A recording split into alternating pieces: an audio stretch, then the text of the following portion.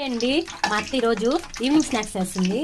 పప్పు చిక్కీలు బోండాలు అదే కదా, అదేనా? చూడండి ఫ్రెండ్స్, ఎలా ఉంది చూడండి ఈవినింగ్ స్నాక్స్. మేము ఈవినింగ్ టైం అప్పుడప్పుడు మాకు కానీ తినాలనిపిస్తే ఏదో ఒకటి చేసుకుంటాము.